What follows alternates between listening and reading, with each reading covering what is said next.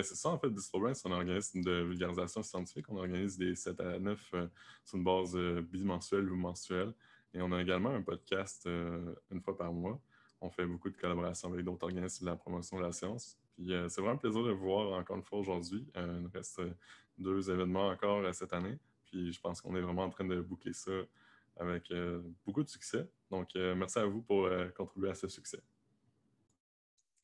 Merci Alexis pour la présentation. Puis aujourd'hui, notre événement, il est fait en partenariat avec l'AFMSS, donc la Faculté de médecine et des sciences de la santé de Sherbrooke, et du RECMUS, donc qui est l'association étudiante de l'AFMSS. Et je vais laisser Maud et Yacine vous dire 2 mots à propos de ces organisations. Oui, merci Julie. Donc, bonjour à tous, je m'appelle Maud Hamilton, je suis VP sociaux au RECMUS. Donc, je vais commencer par vous présenter un peu c'est quoi le RECMUS pour ceux qui ne connaissent pas. Donc, comme Julie l'a dit, on est une association étudiante qui représente les étudiants aux études supérieures de l'AFMSS. On est là pour représenter leurs intérêts, supporter leurs projets et également dynamiser la vie étudiante aux études supérieures. Aujourd'hui, je voulais vous parler un peu plus en particulier d'un concours qu'on organise présentement, qui s'appelle le concours Bien dans ma tête, qui est organisé en partenariat avec la FMSS. Donc, en gros, dans ce concours-là, on demande à nos membres qu'est-ce qu'ils font pour prendre soin de leur santé mentale et ils peuvent participer leurs trucs et astuces sur les réseaux sociaux en utilisant les hashtags Bien dans ma tête et le hashtag correspondant à leur campus. Vous pouvez voir en fait un peu dans le PowerPoint quelques exemples de personnes qui nous ont partagé leurs trucs et astuces. Donc, beaucoup de gens nous ont parlé de leurs animaux de compagnie ou par exemple, on a un participant qui nous a aussi suggéré, si vous êtes droitier, d'utiliser votre main gauche pour une activité simple pour diminuer le stress. Donc, c'est pas mal ça. Vous avez encore du temps pour participer jusqu'au 14 mai, donc jusqu'à vendredi. Super, merci Maude. Je prends le relais rapidement. En fait, mon nom est Yacine Tabet, je suis coordonnateur académique aux études supérieures à la Faculté de médecine et sciences de la santé de l'Université de Sherbrooke. En fait, un petit mot juste pour remercier l'organisation du Bistro Brain d'organiser ça et de nous avoir permis de nous associer, d'associer notre nom à cette organisation. Nous, en fait, on a mis en place depuis quelques semaines, on travaille là-dessus pour mettre le mois de mai comme le mois de la santé psychologique et ça a donné parfaitement, en fait, que Bistro Brain organisait un événement sur le thème de la santé psychologique. Donc, on en a profité justement pour mettre ça dans notre programmation puis de pousser un peu l'information puis encourager les gens à y participer. Donc, merci encore une fois puis merci à tous d'être présents en si grand nombre. Je te redonne la parole, Julie. Super, merci beaucoup Maud et Yacine pour ces présentations. Et sans plus attendre, on va laisser la place à Célia, qui est maintenant une habituée de Bistro Brain, hein, on peut dire, qui est donc Célia, étudiante à la maîtrise en sciences de l'activité physique à l'UQAM, et qui va nous parler, comme je l'ai dit tout à l'heure, de l'association non linéaire entre activité physique, consommation d'alcool et santé mentale positive. Célia, c'est à toi. Merci. Alors, on part ça. Donc, bonjour à toutes et à tous. Merci d'être là ce soir. On va commencer tout de suite. Donc, je m'appelle Célia. Je suis à la fin de ma maîtrise en sciences de l'activité physique à l'UQAM. Et avec la présentation d'aujourd'hui, je voulais vous présenter l'étude d'un ancien collègue de mon laboratoire, Gabriel Heinz-Monfette. En fait, c'est son projet de maîtrise et je trouvais que ça fitait vraiment avec la thématique pour ce soir. Donc, pour vous mettre en contexte, en fait, selon vous, est-ce que plus on fait de l'activité physique, plus on consomme de l'alcool? Si on pense aux athlètes, par exemple, qui s'entraînent sérieusement, qui suivent rigoureusement des programmes de nutrition, habituellement, ils ne peuvent pas boire d'alcool. Par contre, à l'inverse, si on pense aux joueurs de hockey de ligue de garage, par exemple, qui partagent 12 packs après leur partie, bien ici, le fait de jouer au hockey, donc de faire l'activité physique, est lié à leur consommation d'alcool. Puis, en fait, est-ce que cette consommation d'alcool-là pourrait être associée à votre santé mentale positive? En d'autres mots, vous sentir bien? On peut penser à ce moment-là à l'idée qu'on boit peut-être pour oublier ses problèmes, mais dans un autre contexte, on pourrait partager une bouteille de vin puis passer du bon temps entre amis. Donc, dans le fond, avec toutes ces croyances, on s'est posé la question suivante. Donc, comment est-ce que l'activité physique, l'alcool et la santé mentale positive s'influencent entre eux? Donc, on va commencer par définir les variables qui nous intéressent. Alors, pour ce qui est de l'activité physique, en fait, c'est un comportement de santé, en plus d'être caractérisé par le mouvement corporel via les muscles qui entraîne des dépenses énergétiques. Il existe 4 domaines où il est possible d'être actif. Donc, soit l'activité physique de loisir, donc ce qu'on fait pour aller courir, par exemple, faire de l'escalade, aller au gym. On a aussi l'activité physique liée au transport, donc se déplacer d'un point A à un point B en utilisant, par exemple, un vélo ou en se déplaçant à pied. On a aussi l'activité physique liée au travail. Donc, par exemple, l'activité physique d'un facteur va être définitivement plus élevée que celle des étudiants, par exemple. Puis on a aussi en dernier l'activité physique liée aux tâches ménagères, donc quand on nettoie vigoureusement le plancher. Et quand on mesure l'activité physique, c'est important de prendre en compte l'intensité, le volume et le contexte dans lequel il se fait. Donc, en bref, les études qui se sont intéressées à l'effet de l'activité physique sur la santé globale ont montré que ceux et celles qui pratiquent qui présentent des niveaux d'activité physique plus élevés, montrent des meilleurs niveaux au niveau de la santé mentale et également au niveau de la santé physique versus ceux qui ne font pas d'activité physique ou qui en font moins. Au niveau de la consommation d'alcool, c'est également un comportement de santé. Il s'agit en fait de la quantité d'alcool qu'un individu ingère. Il existe différents types de buveurs, donc ceux qui ne boivent pas du tout, les buveurs plutôt occasionnels, les buveurs réguliers, ceux qui peuvent avoir un trouble de l'usage de l'alcool. Donc, juste pour se mettre en contexte, au niveau mondial, il y a 3,3 millions des décès annuels qui sont attribués à la consommation d'alcool, par exemple, dans les accidents d'auto. Donc, on comprend que l'alcool peut sembler affecter négativement notre vie, mais on s'en reparle. Également, pour ce qui est de la santé mentale positive, en fait, l'étude ici se base sur le continuum double de Keyes, comme quoi la santé mentale se conceptualise en 2 axes. Donc, imaginez-vous l'axe des X, donc c'est la présence ou l'absence de troubles de santé mentale. Et sur l'axe des Y, c'est si on a une bonne santé mentale, donc une santé mentale positive ou pas. Et en gros, la santé mentale positive, ça va se définir comme étant le bien-être psychologique, le bonheur ou la satisfaction à la vie. Donc, en bref, là, c'est pas parce qu'on n'a pas un trouble de santé mentale qu'on a une bonne santé mentale positive et c'est pas parce qu'on n'a pas de trouble. En fait, c'est pas parce qu'on a un trouble de santé mentale qu'on n'a pas une bonne santé mentale positive. Et donc, là, on a fait une revue de la littérature pour regarder un peu c'est quoi les associations entre ces 3 variables-là. On a commencé par regarder qu'est-ce qui se passait au niveau de l'activité physique et de l'alcool. Donc, ce qu'on a pu conclure, c'est que dans des grosses études longitudinales, on observe que l'activité physique, en fait, plus l'activité physique est élevée, plus la consommation d'alcool est faible, mais qu'aussi la consommation de tabac était faible. Et donc, dans ces études, l'activité physique n'était pas directement liée à la consommation d'alcool. En fait, l'augmentation de l'activité physique était plutôt directement liée avec la consommation de tabac. Donc, dans ce cas, on comprend que plusieurs comportements de santé étaient à l'étude et donc, ça nous montre que la relation activité physique, consommation d'alcool est assez complexe. Et parmi les autres études, il y avait une grande divergence entre les conclusions, tant dans les études transversales que longitudinales. Ça peut s'expliquer par le fait que les populations étudiées n'étaient pas les mêmes et on n'utilisait pas nécessairement les mêmes outils. Donc, ce qu'on doit retenir, c'est que finalement, on ne sait pas trop comment ça fonctionne, l'association de l'activité physique et la consommation d'alcool. Ce qui nous mène à la relation entre l'alcool et la santé mentale positive. En faisant la revue de la littérature, on s'est rendu compte qu'il y a très peu d'études sur l'association entre la consommation d'alcool et la santé mentale positive. Nous, dans notre cadre, on excluait la présence de troubles de santé mentale. On s'est retrouvé avec presque rien. Il y a une étude réalisée chez des jeunes adultes qui avançait que la consommation d'alcool peut permettre de se divertir et de vivre des expériences sociales positives. Donc, ce serait positivement associé à la santé mentale positive. Mais par contre, il y a un bon nombre d'études sur l'association entre la consommation d'alcool et les troubles de santé mentale. Donc, c'est ça, on sait en gros que la dépression, c'est associé avec une consommation d'alcool plus élevée, mais ici, c'est dans un contexte clinique. Et donc, ce qu'on doit retenir, c'est que finalement, on ne sait pas trop comment la consommation d'alcool s'est associée avec la santé mentale positive. Il y a une chose avec laquelle on est un peu plus précis.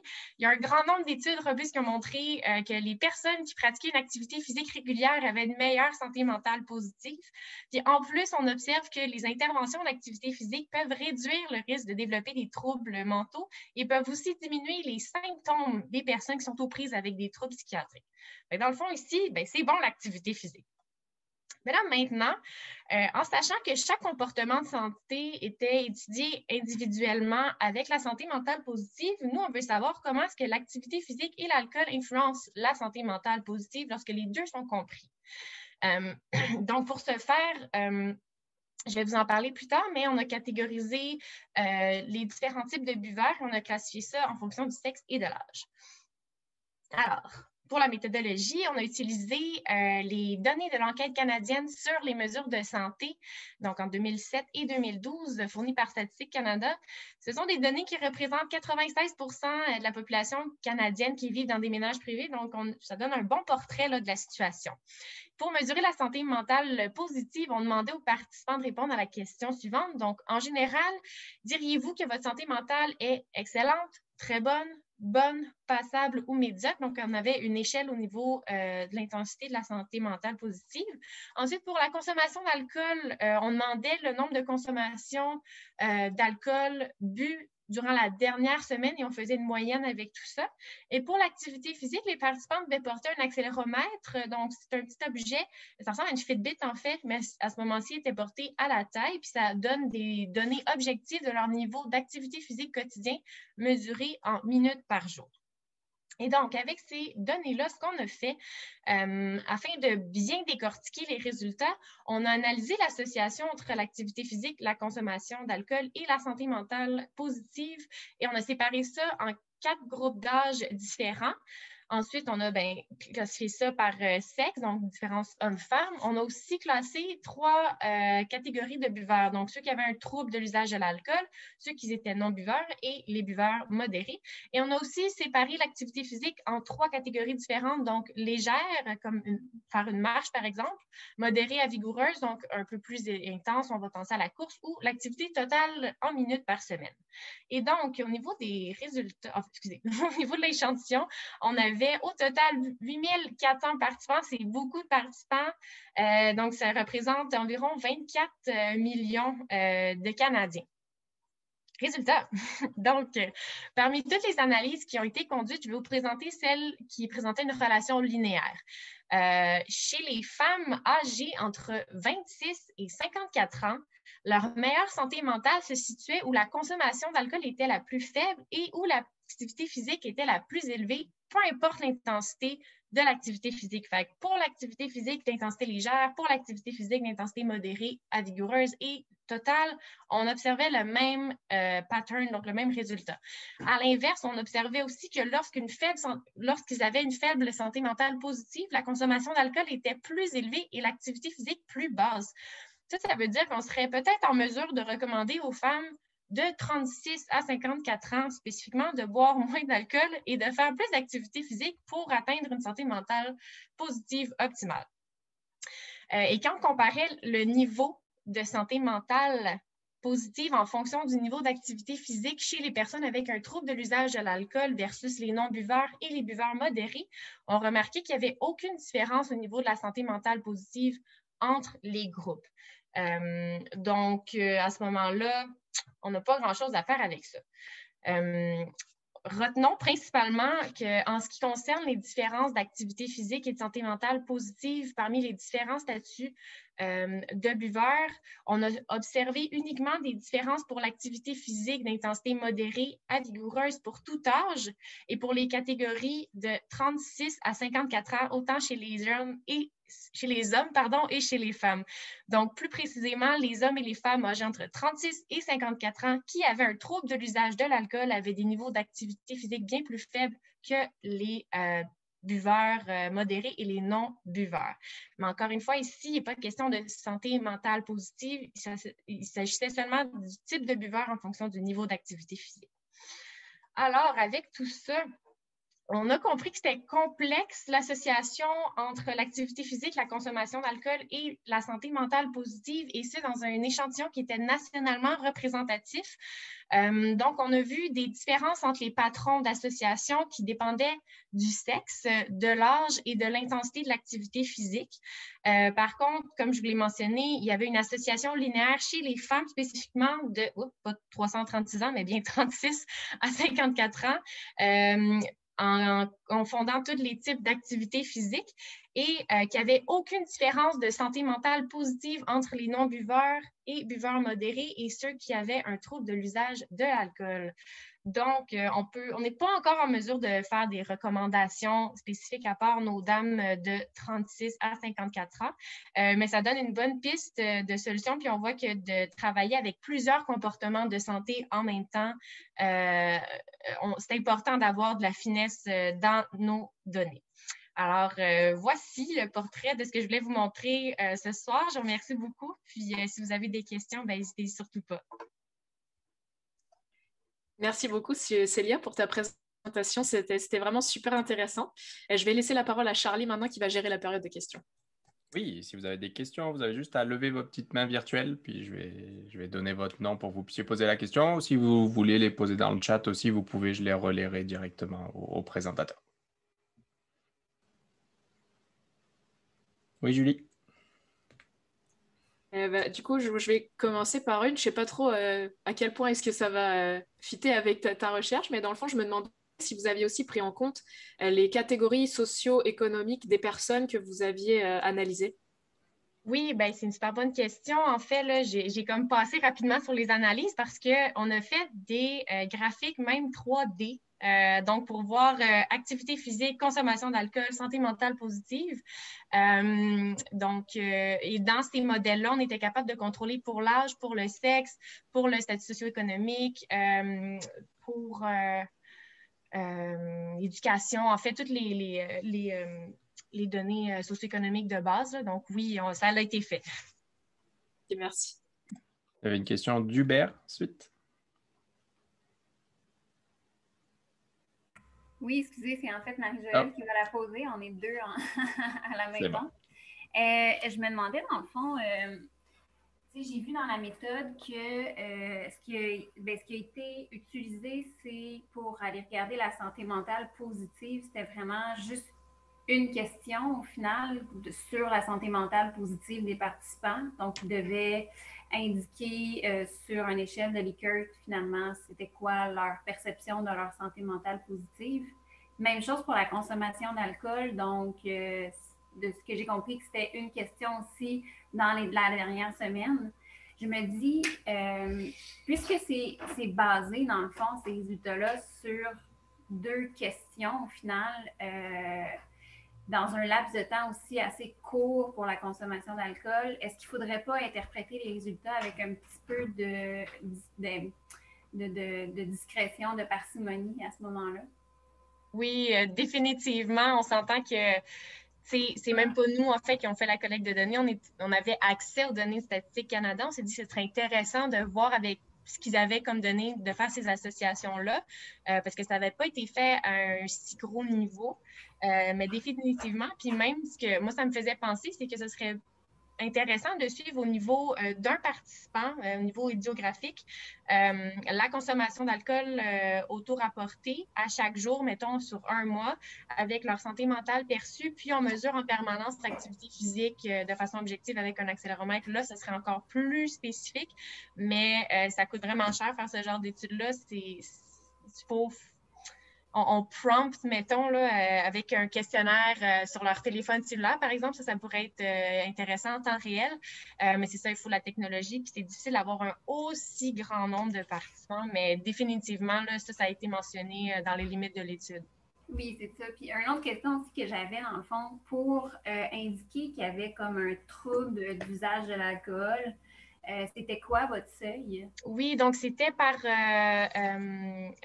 blood sample. Échantillon sanguin.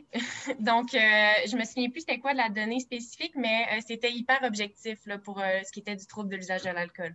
Ah, wow, OK, super. Ouais. C'est intéressant. Puis chez les hommes, dans le fond, il n'y a pas eu de résultats significatifs, donc, si je comprends bien. Oui, c'est ça, exactement. Ce qu'on trouvait, en fait, là, je ne vous ai pas présenté, parce que, tu sais, on avait, mettons, tellement de données. Par exemple, on avait les femmes de 18 entre 18 et 34 ans avec telle intensité d'activité physique, puis on faisait ça pour chaque catégorie d'âge, chaque catégorie d'activité physique, puis chaque catégorie de buveurs. Puis ce qu'on trouvait dans les autres associations, c'était des patrons non linéaires. Fait on voit que ça bouge, on a une constante, mais on ne pourrait pas expliquer pourquoi. Il faudrait creuser davantage, contrôler pour peut-être d'autres comportements de santé à ce moment-là. Mais oui, c'est chez les femmes de 36 à 54 ans qu'on voyait vraiment là, une relation linéaire négative, là, dans le fond, qui était dans les 3 types d'activités physiques. OK, super. Merci. Mais merci pour les questions. Justine, tu peux y aller, tu étais la suivante. Oui, je me demandais, Célia, au départ, tu as dit que c'était pas ton projet de recherche. Je pense que c'était un projet de ton collègue que tu trouvais pertinent de présenter aujourd'hui. Toi, c'est quoi la recherche que tu fais? Est-ce que c'est relié à ça aussi? Non, oui, puis non, là, je travaille sur l'activité physique, là, bien sûr, mais moi, ce que j'ai fait en fait à la maîtrise, je me suis intéressée à la variation intra-individuelle. Donc, moi, au lieu de faire des études de cohorte, je regarde vraiment au sein de l'individu. Je vais aller d'une théorie en psycho de l'activité physique, en fait, en psycho des comportements de santé, puis je regarde chez 10 individus. Pendant 52 jours, j'ai mesuré, en fait, ils ont mesuré à l'aide d'un téléphone cellulaire sur lequel je leur demandais 3 fois par jour au niveau de leurs états de personnalité, donc pas leurs traits, mais leurs états, donc au moment où ils répondent, comment ils se sentent, au niveau de leurs affects, puis au niveau de la poursuite de leur but personnel au quotidien. Puis je regardais ça dans un contexte où les gens ne faisaient pas d'activité physique, ils étaient sédentaires. Et je regardais ça dans un contexte où on leur donnait une intervention d'activité physique, puis je regarde comment fluctue la dynamique entre ces 3 facteurs psychologiques-là dans un contexte neutre puis dans un contexte d'activité physique. En gros, là. Mais c'est quand même compliqué, là. Je ne sais pas si c'était clair, là, mais voilà. Puis il restait Mélina. Oui, bonjour. J'ai trouvé ça vraiment intéressant comme étude, puis j'écoutais les résultats que tu partageais, puis ça m'a amené à me questionner sur qu'est-ce qui... en fait, j'écoutais tes résultats, puis je me disais, peut-être qu'on pourrait supposer que le lien est inverse, dans le sens où on peut peut-être penser que quelqu'un qui aurait plus de difficultés au niveau de la santé mentale aurait tendance à adopter plus de consommation ou moins d'activité physique, parce qu'on sait que les comportements un peu de soins puis d'habitudes de vie peuvent se détériorer dans ces situations-là. Donc, je me demandais si c'était quelque chose que vous aviez considéré, de quelle façon. Oui, c'est une super bonne question. Puis moi, justement, en lisant le mémoire de mon collègue, je me suis posé exactement la même question. Je pense qu'ils ont fait ça pour, c'est un choix pas stratégique, mais de temps, parce que, c'était assez long, là, performer toutes ces analyses-là. Puis, ils voulaient en fait comprendre comment l'activité physique, justement, c'était unidirectionnel, là, clairement, dans ce projet-là. Mais définitivement, là, que ce serait une question à se poser à l'inverse, puis de regarder s'il n'y aurait pas une relation bidirectionnelle, justement, puis peut-être chez ces femmes-là de 34 à 56 ans, là, justement. Puis en fait, justement, si on tourne la relation à l'inverse, est-ce qu'on n'aurait pas plus de relations significatives ailleurs? Fait que oui, définitivement, hyper bonne question. Merci. Merci pour toutes ces questions. Si vous jamais on n'a pas répondu ou que vous en avez qui pop là, vous pouvez soit les poser à la fin, vous pouvez rester à la fin, on va prendre 5 minutes pour poser les questions, soit les écrire directement dans le chat au présentateur ou à quelqu'un de BistroBrain, puis on les relaiera. Vous aurez votre réponse. Julie, je te laisse la parole pour la suite. Oui, merci beaucoup, Charlie. Donc, on va tout de suite accueillir notre deuxième présentatrice, Justine 5 Mars, qui est étudiante au doctorat en psychologie à l'UQTR et qui va nous parler des conséquences des expériences traumatiques sur la santé cognitive des personnes réfugiées. Donc, Justine, c'est tout à toi. Merci, Julie. Je vais partager mon écran. Je ne sais pas pour vous, mais moi, quand j'ouvre mes réseaux sociaux, je vois rapidement c'est quoi les enjeux principaux du 21e siècle. Par exemple, je vois beaucoup de publications sur la COVID, le féminisme, le mouvement Black Lives Matter ou bien la crise climatique. Puis je trouve ça super bien là, que les réseaux sociaux permettent de sensibiliser à ces enjeux-là, Mais je trouve qu'il y a un autre défi qui est très important en ce moment, puis qu'on entend peut-être un petit peu moins parler, et ce défi planétaire-là, c'est la crise migratoire. Selon les Nations unies, la crise migratoire, c'est un des défis planétaires les plus importants du 21e siècle. Qu'est-ce que je veux dire par crise migratoire? C'est que depuis les 10 dernières années, il y a vraiment une tendance grandissante du nombre de personnes qui sont forcées d'être déplacées de leur domicile à cause, par exemple, de la guerre, de la violence ou des persécutions. Par exemple, juste cette année, il y a eu 80 millions de personnes qui ont été forcées d'être déplacées de leur domicile. Si ça ne vous dit pas grand-chose, 80 millions, c'est une personne toutes les 2 secondes. Donc, à chaque 2 secondes, une personne est forcée de tout laisser derrière pour tenter de trouver la sécurité. On peut facilement imaginer que vivre des situations comme ça peut grandement impacter les personnes qui sont forcées de fuir et ça pourrait même avoir un impact peut-être sur leur cerveau.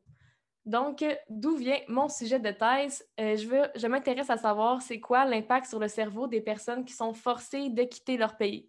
Je suis étudiante au doctorat en psychologie et à l'UQTR, puis je suis supervisée par Mme Isabelle Blanchette, qui est professeure-chercheur à l'Université Laval.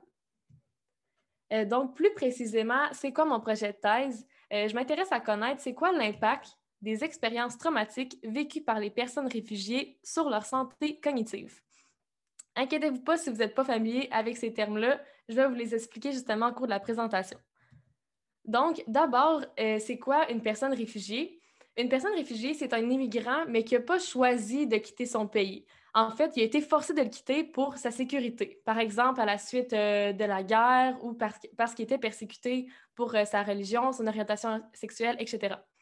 La plupart des personnes réfugiées vont fuir dans les pays voisins parce qu'ils vont fuir à pied, ils vont fuir en bateau et parfois, ils vont se rendre dans des camps de réfugiés. Malheureusement, les pays qui les accueillent, là, souvent, ils ont également peu de ressources financières, ils ont également des conflits, sont surpeuplés. Donc, c'est pour ça que parfois, là, les Nations unies vont permettre aux personnes réfugiées d'être réinstallées dans un troisième pays, donc un nouveau pays d'accueil, ou, par exemple, le Canada, on est un exemple de pays d'accueil qu'on va donner la résidence permanente à des personnes réfugiées. Donc, c'est pour ça que même si on n'est pas dans un milieu là, de conflit, là, qu'on a quand même des personnes réfugiées dans notre pays. Être une personne réfugiée, ça implique également de vivre là, des événements qui sont extrêmement stressants. Par exemple, les personnes réfugiées peuvent vivre beaucoup de violences, là, que ce soit se faire battre ou même de la violence sexuelle. Ils peuvent être témoins du meurtre des gens de leur famille devant leurs propres yeux ou même de la disparition de plusieurs membres de leur famille qui ne vont jamais entendre parler. Et tout ça dans des conditions de vie très précaires, là, donc des difficultés avec la salubrité, difficultés à avoir de la nourriture, de l'eau potable. Et quand ils vont devoir fuir pour changer de pays, là, ça va être dans des conditions extrêmement dangereuses. Donc, tous ces événements-là, on peut les qualifier d'événements traumatiques. Événements traumatiques, ce que ça veut dire, c'est que c'est relié à un danger de mort ou de blessure grave. C'est un concept clé de mon projet, donc je vous invite à juste vous rappeler chaque fois que je parle d'un événement traumatique, je fais référence à ces exemples-là ici. Une fois que les personnes réfugiées vont arriver au nouveau pays d'accueil, par exemple au Canada, enfin, ils sont en sécurité, mais ils peuvent encore vivre plusieurs situations qui sont super stressantes. Par exemple, l'apprentissage d'une nouvelle langue, d'une nouvelle culture, la perte du statut social, de la solitude, tout ça, jumelé au fait qu'ils ont vécu des expériences traumatiques dans leur pays d'accueil, dans leur pays d'origine, ça peut faire en sorte que ça va affecter leur santé mentale. En effet, les personnes réfugiées, ils seraient 10 fois plus à risque de développer un état de stress post-traumatique que la population générale. Qu'est-ce que c'est un état de stress post-traumatique? C'est, par exemple, quand tu as vécu une situation traumatique, puis tu as des flashbacks, tu as des cauchemars par rapport à cette situation-là. Ça a déjà été montré dans des études. Moi, dans le cadre de ma thèse, je m'intéresse à un autre aspect de la santé qui a été très peu étudié auprès de cette population-là. Donc, je m'intéresse à mesurer la santé cognitive des personnes réfugiées. Peut-être que vous vous demandez c'est quoi la santé cognitive? Je vais vous l'expliquer à l'instant. La santé cognitive, c'est la santé des fonctions de notre cerveau qui nous permettent d'apprendre, mais pas juste apprendre à l'école, apprendre dans toutes les sphères de notre vie. J'aime ça comparer la santé cognitive avec un hamster. Est-ce que vous avez déjà entendu la métaphore qu'on a tout un petit hamster dans notre tête qui tourne dans une roue? Je dois vous dire un secret, c'est un mensonge. On n'a pas vraiment un hamster dans notre tête. En fait, on en a des centaines. Et chaque hamster représente une fonction cognitive, donc une fonction qui nous permet d'apprendre. Par exemple, en ce moment, vous avez un petit hamster de l'attention qui se situe juste ici dans votre tête puis qui tourne super vite dans sa roue là, parce que vous êtes absolument attentif à tout ce que je dis, je l'espère. Mais vous avez d'autres hamsters, c'est comme celui de la mémoire, celui du raisonnement, etc. Pour les personnes réfugiées, c'est vraiment essentiel qu'il y ait une bonne santé cognitive pour faciliter leur intégration. Ça va leur permettre de relever tous les défis qu'ils vont devoir faire face au quotidien, là, comme l'apprentissage de la langue, un nouvel emploi, se bâtir un cercle social, gérer leur famille, etc. La mauvaise nouvelle, c'est que la littérature scientifique montre que les traumatismes vont affecter non seulement la santé mentale, mais également la santé cognitive. Donc, ça semble affecter les petits hamsters que je viens de vous parler. Toutefois, la majorité des études sont faites là, sur des populations occidentales, comme par exemple sur des vétérans de guerre. Et puis, c'est difficile là, de comparer ces études-là avec les populations réfugiées qui, eux, n'ont pas vécu un trauma ponctuel, là, mais bien ont pu être traumatisés pendant vraiment longtemps, sur de longues périodes, pendant plusieurs années. Et en plus, il y a encore moins d'études qui ont regardé directement c'est quoi l'impact sur leur cerveau. Donc, maintenant, s'en vient mon projet de thèse, qui est de caractériser de façon précise l'impact des événements traumatiques sur la santé cognitive des personnes réfugiées.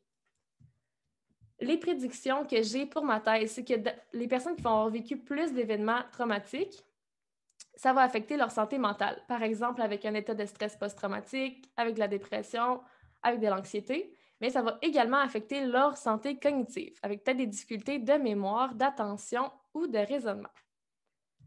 Comment je vais tester cette prédiction-là? En fait, j'ai déjà commencé avec ma première étude que je vais vous parler dans les prochaines minutes. Donc, j'ai un échantillon qui est un peu plus petit que celui de Célia. C'est avec 16 participants, mais ce n'est pas terminé. Là, il m'en manque environ une dizaine, mais je vais quand même vous montrer aujourd'hui ce que j'ai obtenu avec 16 participants parce que c'est déjà très intéressant. Donc, d'abord, qu'est-ce que j'ai mesuré chez ces participants-là? C'était premièrement leur nombre d'expositions des événements traumatiques. Donc, ils devaient me dire, là, par exemple, est-ce que vous avez déjà été dans une situation de combat armé? Est-ce qu'il y a déjà un membre de famille, un des membres de votre famille qui a été tué? Ils remplissaient un questionnaire comme ça. Et après ça, je mesurais leur santé mentale avec là, notamment le nombre de symptômes d'état de stress post-traumatique. Par exemple, est-ce que vous avez des cauchemars par rapport à ces événements-là? Ou est-ce que vous avez des flashbacks? Finalement, j'ai mesuré leur santé cognitive, mais là, je ne pouvais pas choisir de mesurer tous les hamsters différents. Il fallait que j'en choisisse. Donc, j'en ai choisi 2. J'ai pris la mémoire autobiographique et le raisonnement. Puis, dans les prochaines diapositives, je vais vous montrer c'est quoi les résultats, justement, c'est quoi les relations entre ces variables-là de santé cognitive et les variables de santé mentale et d'exposition. Donc, on va commencer avec la première, qui est la mémoire autobiographique. Dans notre tête, on n'a pas juste des hamsters. On a également des livres. Puis, on a un livre qui est très important, que c'est notre autobiographie. Comme par exemple, ici, on pourrait voir le cerveau là, de la jeune Malala qui a gagné le prix Nobel de la paix. Elle, dans son cerveau, elle a sa propre autobiographie. Si on ouvrirait le livre, on verrait chaque événement qu'elle a vécu dans sa vie décrit de façon très spécifique. Il y aurait le lieu et la date de chaque événement vécu. Malheureusement, ce que j'ai appris en lisant dans la littérature, c'est que les gens qui ont un état de stress post-traumatique, ça semble affecter ce type de mémoire-là. Donc, leur autobiographie semble un peu moins spécifique. Si on ouvrirait des pages, on verrait des sections blanches, des fois il manquerait la date, des fois il manquerait le lieu. Et pour les personnes réfugiées, la mémoire autobiographique est extrêmement importante. La première chose qu'on leur demande quand ils arrivent au pays, c'est « Pouvez-vous me raconter votre histoire de déplacement? » Et la réponse qu'ils vont donner va influencer l'aide reçue. Donc, ils peuvent recevoir plus d'aide, moins d'aide. Est-ce que les membres de leur famille vont pouvoir venir les accompagner au pays ou vont devoir rester là-bas? Donc, on peut comprendre que c'est vraiment important pour eux que cette mémoire-là soit préservée. Comment je l'ai mesuré chez mes participants? C'était avec une tâche très simple. Je leur donnais un mot, par exemple le mot « tristesse », et je leur demandais « Pouvez-vous me raconter un souvenir spécifique en lien avec ce mot-là? » Et ensuite, je regardais à quel point le souvenir était spécifique. Maintenant, je vais vous montrer qu'est-ce que ça a donné comme résultat. Donc, mon graphique, je vais juste vous expliquer les axes avant de vous montrer les résultats. Donc, sur l'axe des X, on voit l'exposition traumatique de 0 à 25. 0, ça veut dire qu'ils ont vécu 0 événement traumatique. 25, ça veut dire qu'ils en ont vécu 25. Donc, on peut voir qu'il y en a qui en ont vécu vraiment beaucoup. Sur l'axe des Y, on voit la mémoire autobiographique. 0, ça veut dire que 0% de leurs souvenirs étaient spécifiques et 100, ça veut dire que 100% de leurs souvenirs étaient spécifiques, donc il y avait une bonne mémoire autobiographique. Maintenant, si on regarde qu'est-ce que ça donne, là, mes résultats, on voit ici chaque participant qui est placé sur le graphique. Donc, on voit là, une tendance qui se dégage. Et si j'ajoute la barre et ma corrélation, on peut voir que c'est une corrélation qui est forte, qui est significative, même avec très peu de participants. Donc, qu'est-ce qu'on peut interpréter de ce graphique-là? Si vous regardez, c'est que les personnes plus qui ont vécu d'événements traumatiques, moins bonne semble être leur capacité de rapporter des souvenirs spécifiques. Julie, juste pour savoir, le petit mouvement de main, ça voulait dire qu'il restait 2 minutes? OK, c'est bon. Je vais me dépêcher. Donc, qu'est-ce qu'on peut... si je vous résume avec mes prédictions, là, ce que je viens de vous montrer, la mémoire autobiographique est reliée à l'exposition traumatique, mais par contre, elle n'était pas reliée au nombre de symptômes d'état de stress post-traumatique. Donc, qu'est-ce qu'on peut conclure de ça? C'est que ce n'était pas relié à la santé mentale. Donc, certaines personnes peuvent ne pas présenter d'état de stress post-traumatique, mais avoir quand même la santé cognitive qui est affectée. Donc, c'est important d'aider les gens, même s'ils ne semblent pas souffrir. La deuxième fonction cognitive que j'ai mesurée, c'est le raisonnement. Pourquoi j'ai choisi le raisonnement? C'est parce que c'est extrêmement sollicité là, quand on arrive dans un nouveau pays, là, comme je l'ai dit tantôt, pour apprendre une langue, un emploi, etc. Et puis, ça semblerait être impacté par l'état de stress post-traumatique. Je l'ai mesuré avec une tâche là, très simple où les participants devaient trouver une suite logique entre différentes formes. Donc, voici mes résultats pour le raisonnement. Donc, on voit sur l'axe des X, c'était les capacités de raisonnement de 0 à 25, 25 étant des capacités de raisonnement parfaites, puis 0 plus de difficultés. Et sur l'axe des Y, on voit les symptômes traumatiques. 1 étant, ils n'ont aucun symptôme traumatique. Et 2 et plus veut dire qu'ils ont un état de stress post-traumatique. Donc, si on regarde la distribution avec mes participants, d'abord, on peut voir qu'il y en a seulement 2 qui cotaient pour l'état de stress post-traumatique. Donc, ceux que j'ai mis le petit bonhomme triste. Mais sinon, si on regarde là, la tendance générale qui se dégage, c'est que c'est également une corrélation qui est significative et forte avec très peu de participants. C'est que les participants, plus qu'ils avaient de symptômes traumatiques, moins bonne était leur capacité de raisonnement. Encore une fois, si je reviens avec mes prédictions, on a vu que le raisonnement est relié aux symptômes d'état de stress post-traumatique, mais qui n'est pas relié à l'exposition aux événements traumatiques. Donc, c'est le schéma contraire de ce que je vous ai montré avec la mémoire autobiographique. Donc, ce qu'on peut conclure de ce graphique-là, c'est que c'est important de sensibiliser à l'état de stress post-traumatique parce que même ceux qui n'ont pas le trouble, mais qui ont seulement des symptômes, bien, ça semble affecter leur capacité de raisonnement. Donc, ce serait important de leur offrir un traitement pour les aider. Donc là, si je fais le résumé de mes 2 variables que je viens de vous présenter, une était reliée à l'exposition traumatique et l'autre à la santé mentale. Donc, chacune était reliée à des composantes différentes. Donc, ça, c'était ma première étude de ma thèse. Puis, il me manque seulement là, 10 participants pour la terminer. Puis sinon, à venir, là, j'ai une autre étude. Puis ça va être avec de l'électroencéphalogramme où je vais vraiment venir regarder l'impact direct sur le cerveau. J'espère que je vais pouvoir vous présenter ça peut-être dans une prochaine présentation de Bistro Brain dans quelques années. Je ne sais pas s'il me reste un petit peu de temps. OK, je vais terminer rapidement. Il ne m'en restait plus beaucoup. Sinon, je voulais juste là, vous dire en terminant que malgré les difficultés que les personnes réfugiées peuvent vivre, là, par exemple, je viens de vous montrer qu'il peut y avoir des difficultés par rapport à la santé cognitive, ceux qui ont vécu plus de trauma, bien, en aucun cas, là, mais ils sont super importants pour la société. Puis en aucun cas, leurs difficultés semblent leur nuire selon les statistiques parce que le taux de chômage est similaire à ceux des Canadiens nés. Ils font autant d'argent que les Canadiens après 4 ans, seulement 4 ans arrivés au pays, puis même qu'ils se rendent plus loin à l'école, là, les jeunes réfugiés, que les Canadiens nés. Donc, ça va peut-être pouvoir les aider à moins souffrir dans leur adaptation, mais on peut quand même voir que les personnes réfugiées sont très bonnes pour s'adapter par elles-mêmes. Depuis que je vous parle, là, il y a 400 personnes qui ont été déplacées à travers le monde. Donc, c'est vraiment urgent de venir en aide aux personnes réfugiées. J'espère là, que ma thèse pourra contribuer un peu à ça. Puis si ça vous intéresse, là, je vous invite là, à liker des pages comme celle de l'ONU pour le Haut Commissariat des réfugiés. À chaque jour, là, ils donnent des nouvelles sur ce qui se passe à travers le monde. Donc, ça peut être très utile là, pour en apprendre un petit peu plus sur cette cause-là. Donc, merci à mes partenaires et merci à vous pour votre attention ou surtout à votre petit hamster de l'attention. Merci beaucoup, Justine. C'était très intéressant comme présentation. Puis je trouve que, en tout cas pour ma part, ça remet en perspective mes petits soucis. Je vais laisser la parole à Charlie pour la période de questions.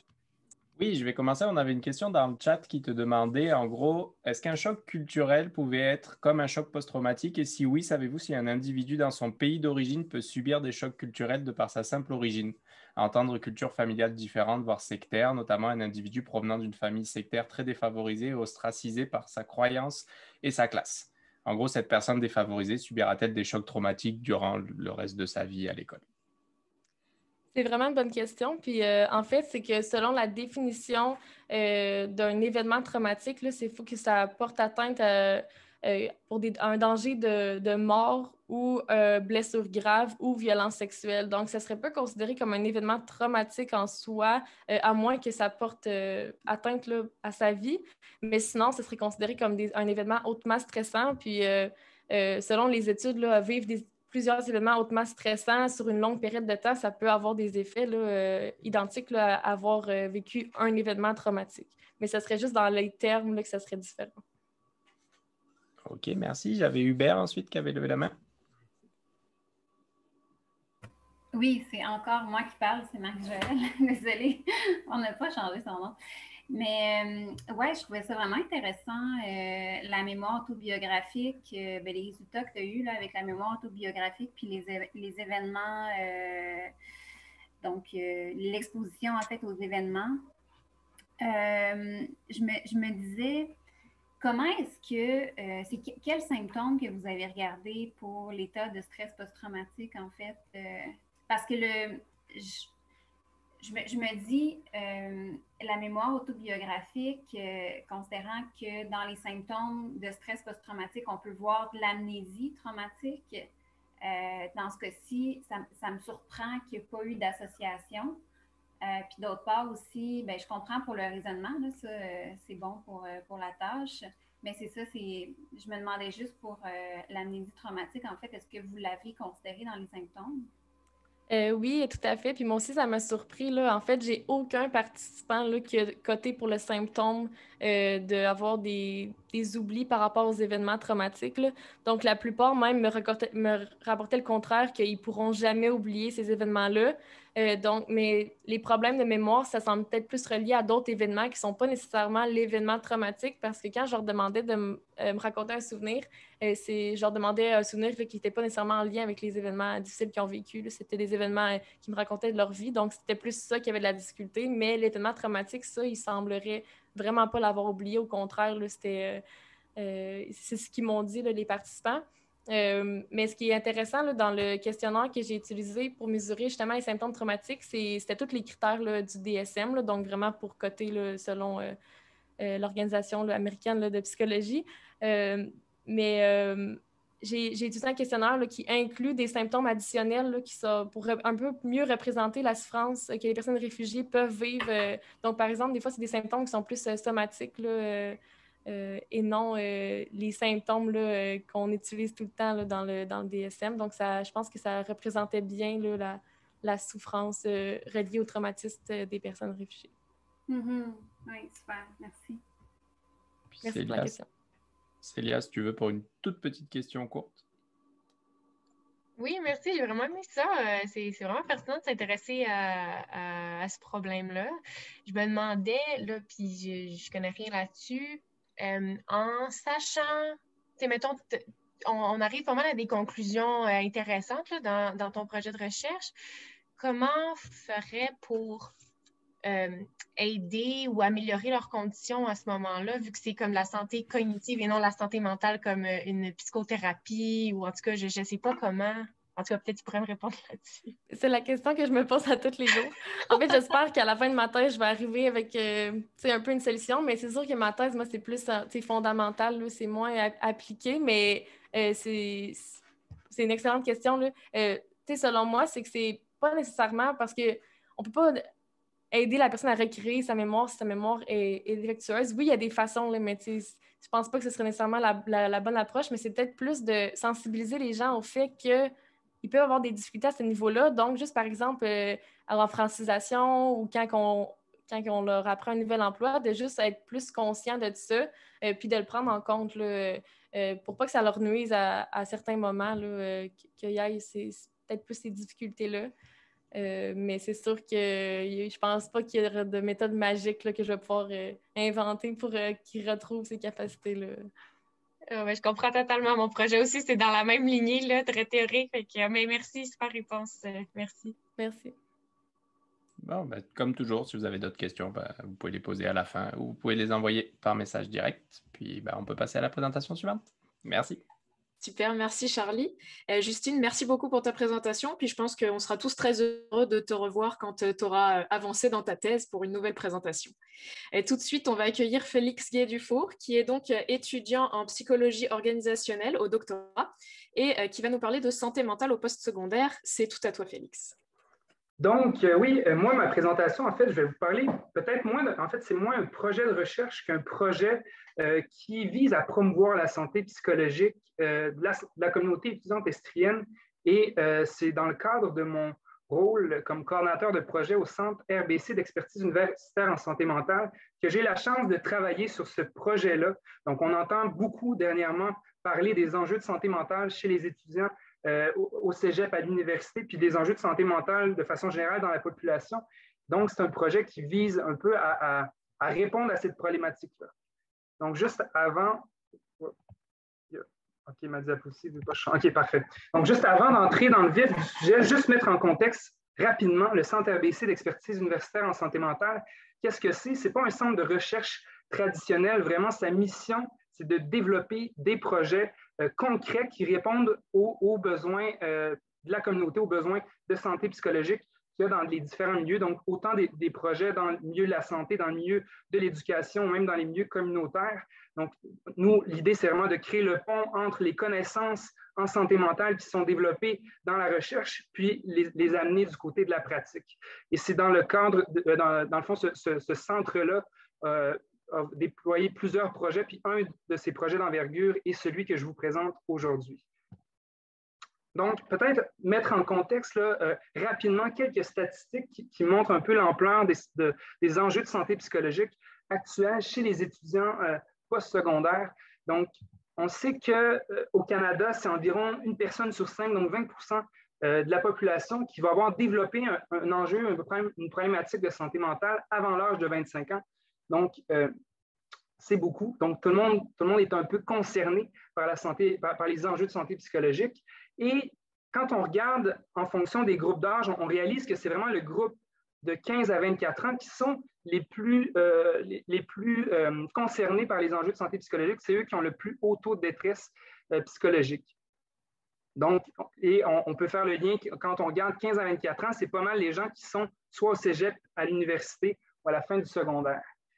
Et quand on regarde des études qui ont été faites au niveau de la communauté étudiante collégiale, donc c'est plus d'une personne sur 3 qui dit souffrir d'un haut niveau d'anxiété.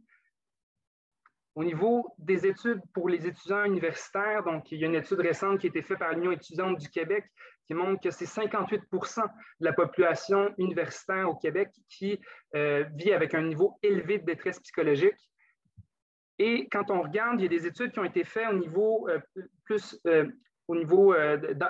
sur différentes cohortes dans le temps, et ces études-là montrent que de 2011 à 2017, il y a une augmentation vraiment de la proportion de jeunes au secondaire qui ont un niveau de détresse psychologique élevé. Et ces cohortes-là, bon, c'est les cohortes qui sont actuellement sur les bancs des cégeps des universités. Donc, ça montre que c'est une problématique qui non seulement était présente, mais est en augmentation également dans les dernières années.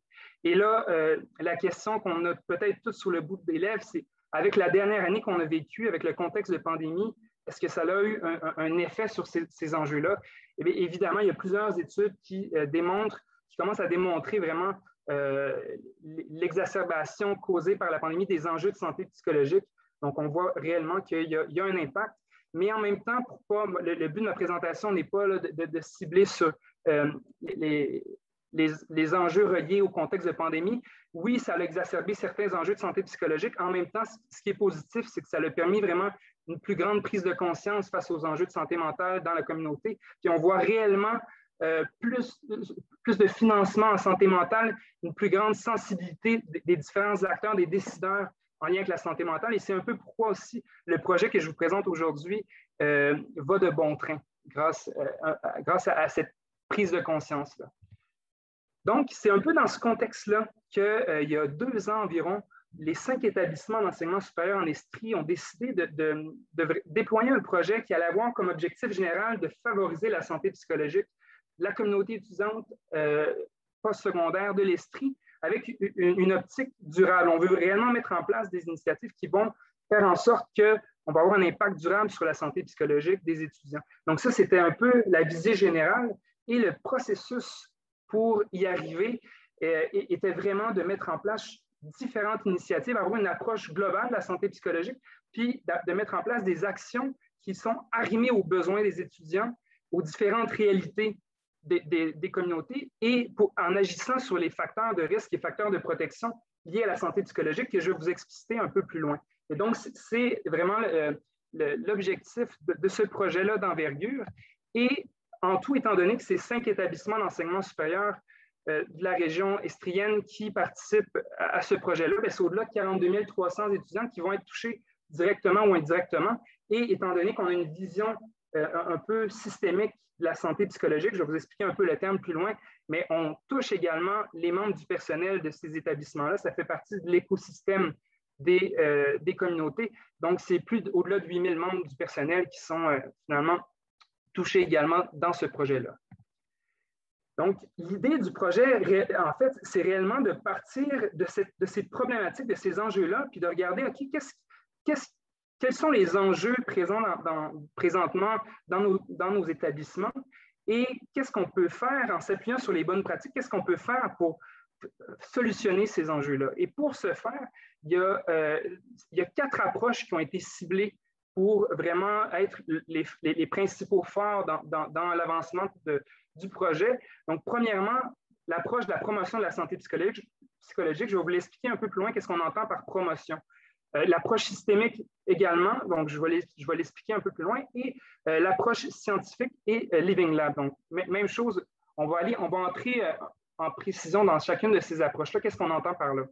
Donc, pour ce qui est de l'approche de promotion de la santé psychologique, on parle d'une approche où on ne veut pas agir nécessairement simplement sur les étudiants qui ont des enjeux ou des diagnostics de problèmes de santé mentale. C'est un projet qui vise à vraiment agir sur la santé psychologique de tous les étudiants, tous les membres de cette communauté-là, pour mettre en place dans l'environnement puis chez les étudiants des facteurs de protection qui vont favoriser une santé psychologique positive. Donc, par rapport en contradiction à des projets qui sont plus en intervention, qui vont davantage agir auprès d'une population qui ont des enjeux, des diagnostics de santé mentale. Nous, on est vraiment un projet qui vise l'ensemble des personnes qui composent l'écosystème des différents établissements. Donc, c'est ce qu'on entend par promotion. Étant donné que tout le monde a une santé psychologique, tout le monde dans les établissements sont concernés par le projet.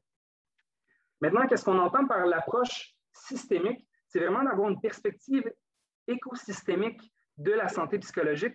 Quand on regarde qu'est-ce qu'on peut faire pour agir, pour favoriser la santé psychologique, souvent, on va penser, le réflexe du commun des mortels, c'est de penser, tu peux aller voir un psychologue, tu peux consulter, faire une psychothérapie. Donc, oui, c'est des approches, vraiment des actions qui vont permettre de favoriser la santé psychologique, mais quand on regarde une problématique comme ça de façon plus macro, il y a d'autres actions qui peuvent être faites aussi pour favoriser la santé psychologique d'une population.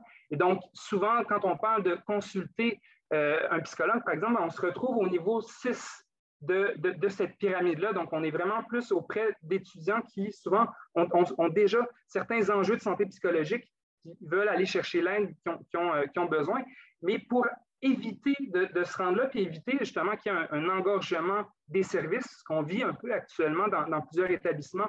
Il y a des longues listes d'attente pour avoir accès à un psychologue. Il faut penser à des actions en amont avant que la problématique émerge. Donc, d'où l'importance d'avoir des actions, par exemple, au niveau de la structure institutionnelle, de s'assurer qu'on a des politiques comme établissement qui vont favoriser l'équité, l'accessibilité aux services, de s'assurer aussi pour le niveau 2, l'environnement, donc d'avoir un campus qui est soutenant, inclusif, autant au climat, un climat physique qu'un climat psychologique aussi. Donc, il y a des actions qui peuvent être faites à ce niveau-là.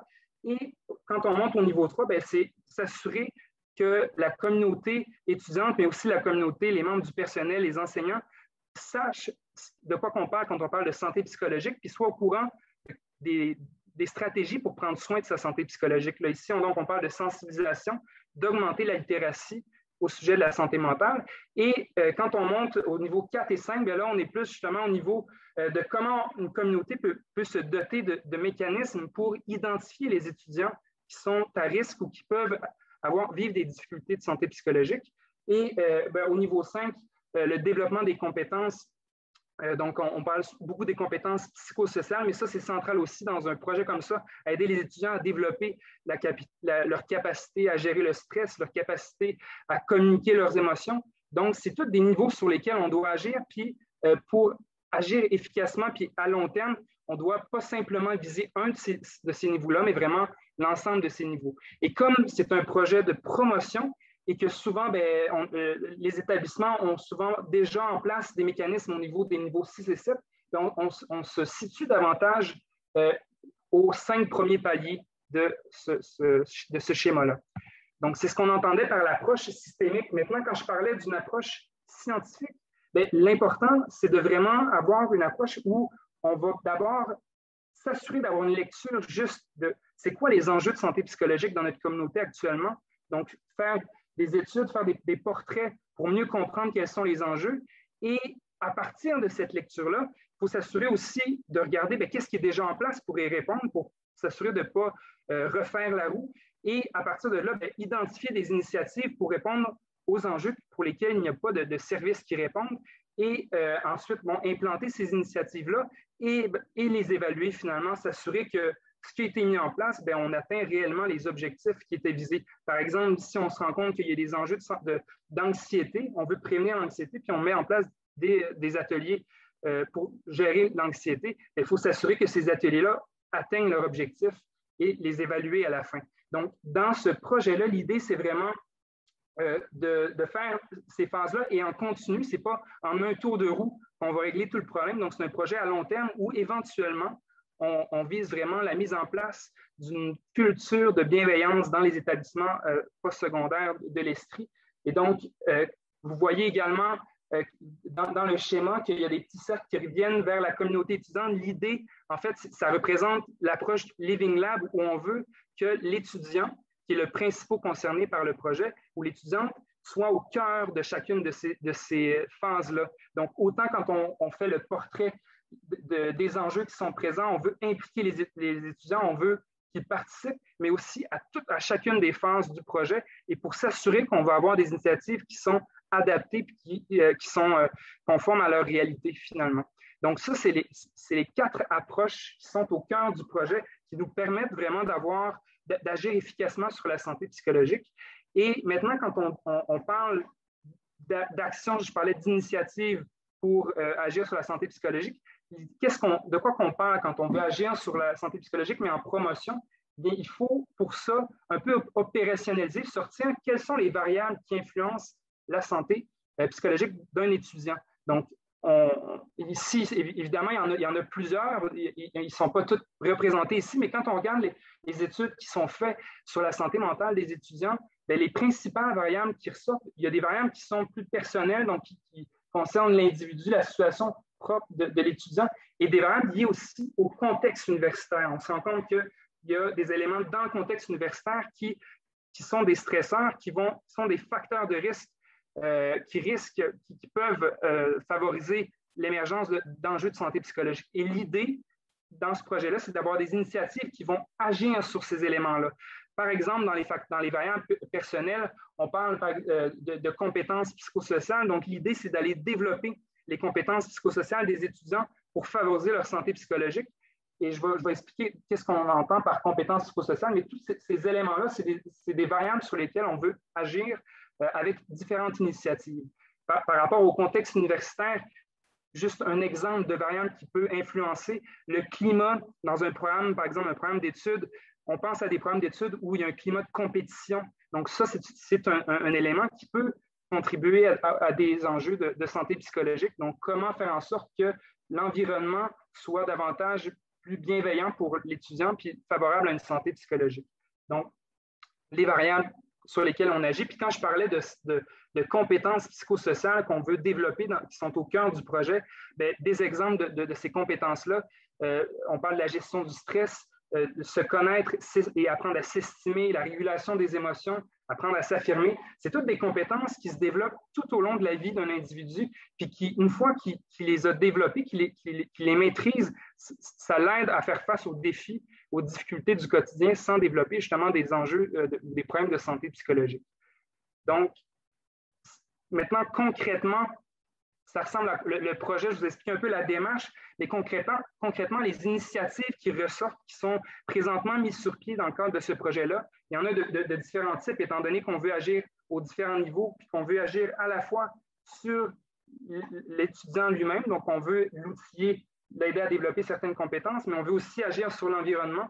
Et donc, des exemples d'initiatives qui ont été mis en place, il y a des cours à l'université, par exemple, qui ont été mis en place en lien avec la santé mentale, des ateliers aussi qui sont offerts plus de façon parascolaire pour développer les compétences socio-émotionnelles. Il y a des capsules, donc des séries vidéo sur justement l'intelligence socio-émotionnelle. Quand je parle d'intelligence émotionnelle, en fait, on rejoint les compétences psychosociales. Il y a différentes aussi, donc des conférences sur qu'est-ce que c'est une culture de bienveillance en lien avec justement la culture, pour contrer un peu la culture de performance qui est présente dans les universités, les cégeps, pour favoriser davantage un climat qui est favorable à la santé psychologique. Et d'autres exemples d'initiatives aussi, des programmes de pairs aidants, donc pour s'assurer que les étudiants puissent s'entraider entre eux. Donc, c'est tous des exemples d'initiatives qui présentement se développent tranquillement et font l'objet d'évaluation pour justement être en amélioration continue puis s'assurer qu'on agit, qu'on améliore continuellement les initiatives et les services qui sont en place pour favoriser la santé psychologique des étudiants. Donc, je vous avoue que j'ai dû couper dans ma présentation. Au départ, je n'ai pas trop la notion du temps, mais juste avant, ce soir, je me suis pratiqué, puis ça prenait beaucoup trop de temps, fait que j'ai charcuté ma présentation. Et là, je ne sais pas trop, j'en suis où dans le temps, je ne sais pas si j'ai dépassé, mais ça fait le tour de la présentation. Un tout petit peu dépassé, Félix, mais c'était bien correct comme ça, t'en fais pas. Je vais laisser Charlie gérer la période de questions maintenant. Puis merci, Félix, pour ta présentation très intéressante et très beau projet. Et j'en profite d'ailleurs pour rappeler aussi que notre événement de ce soir est en partenariat avec le RECMUS, qui a justement organisé un concours sur la santé mentale pour les étudiants de la FMSS, où chacun peut donner un peu les trucs qu'ils ont pour améliorer leur propre santé mentale. Ça peut aller de écrire de la main gauche quand on est droitier jusqu'à caresser son animal de compagnie. Donc des petits détails qui parfois peuvent faire la différence. Charlie, je te laisse gérer les questions. Vous pouvez toujours lever vos petites mains virtuelles pour poser vos questions. Oui, Alexis? Oui, ben merci pour la présentation, Félix. Moi, je suis un peu curieux pour peut-être les gens qui sont moins ferrés là, dans psychologie organisationnelle. Tu parlais de politique institutionnelle. Là. De quelle manière ça pourrait se manifester une politique institutionnelle qui favorise le bien-être et la bienveillance? Mais en fait, politique, de différentes façons. Tu sais, je nommais en exemple des politiques qui vont assurer l'équité entre les différents groupes d'étudiants. Par exemple, il y a certains groupes d'étudiants, comme justement, on prend l'exemple d'étudiants internationaux, qui, de par leur statut, leur réalité qui est bien différente, vont être plus à risque de développer des enjeux de santé psychologique. Donc, d'avoir des mesures, des politiques qui vont leur offrir, qui vont leur donner accès à certains services pourrait être un exemple de politique.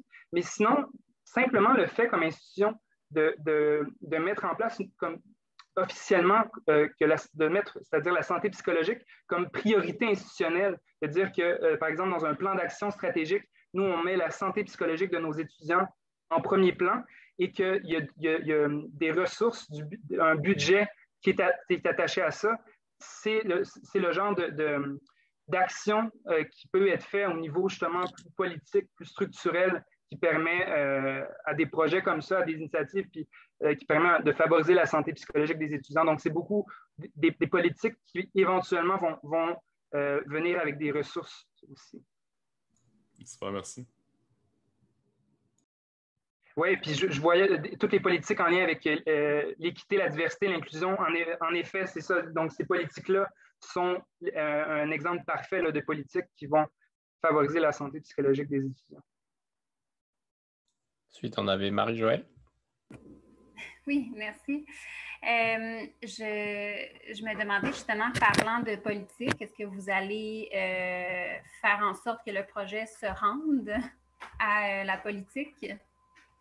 En fait, présentement, le projet comme tel a déjà, c'est comme si c'est un projet très organique où tout ce que je vous ai présenté, l'idée, c'est pas de refaire à nouveau, mais de se lier à ce qui est déjà en place. Puis, par exemple, dans les établissements qui sont au cœur du projet, l'Université de Sherbrooke, elle, avait déjà mis dans ses politiques, puis dans son plan stratégique, la santé psychologique des étudiants au cœur de leurs priorités. Donc, déjà, il y a une politique qui a été écrite, mais c'est sûr qu'éventuellement, nous, ce qu'on veut, puis ce qu'on pousse, c'est que les établissements puissent adhérer à la nouvelle norme en santé. Il y a une norme canadienne en santé psychologique pour des étudiants qui a été déployée récemment.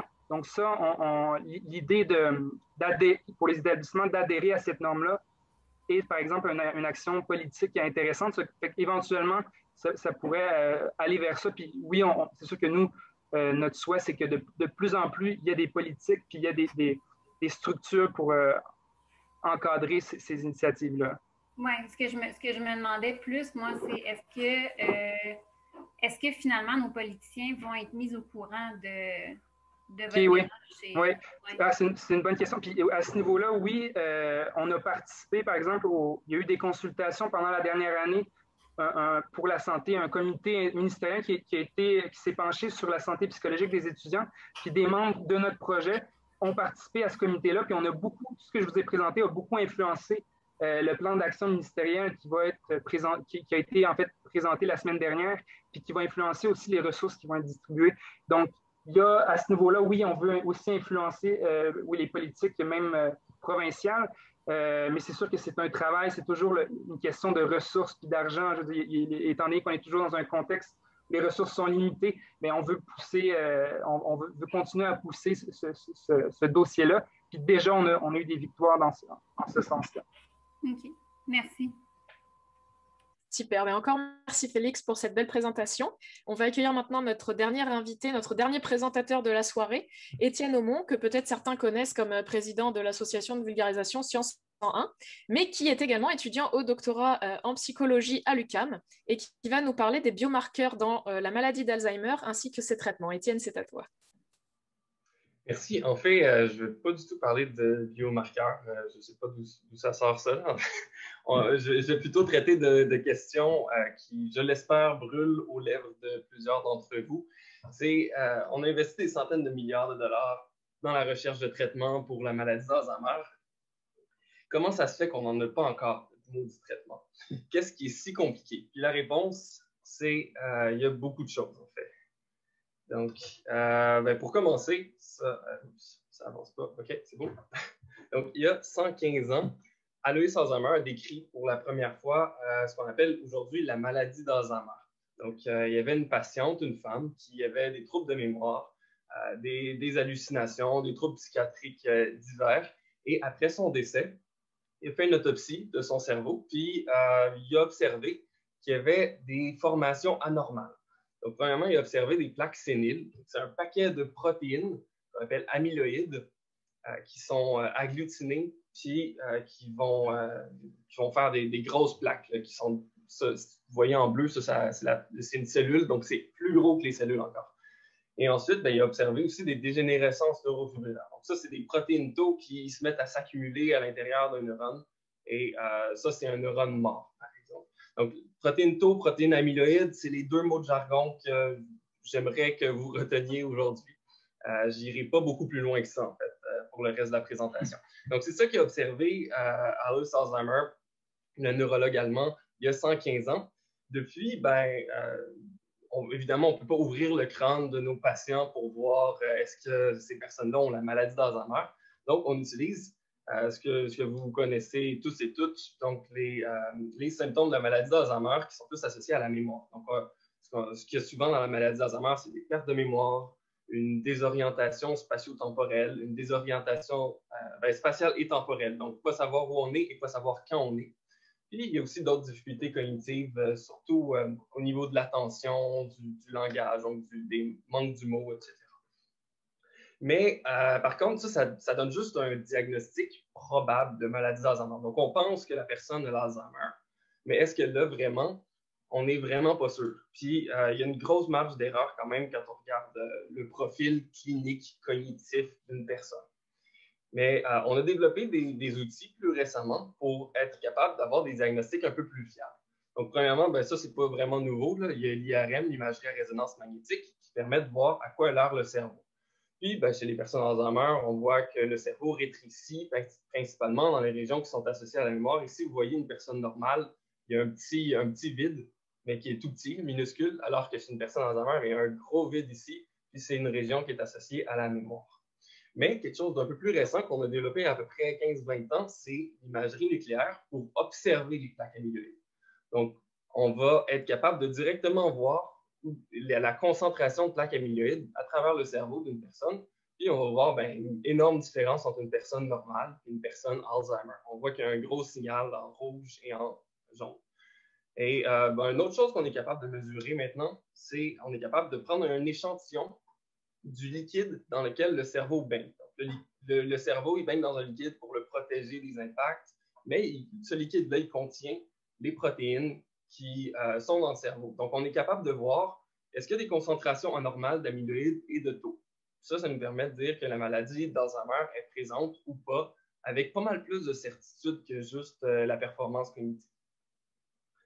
Sauf que là, avec ces nouveaux outils-là qu'on a développés, on s'est dit, c'est la panacée. Maintenant, on va être capable de traiter la maladie d'Alzheimer parce qu'on est capable de voir qu'est-ce qui est en cause de la maladie d'Alzheimer et on est capable de voir si ça marche d'essayer de l'enlever ou pas.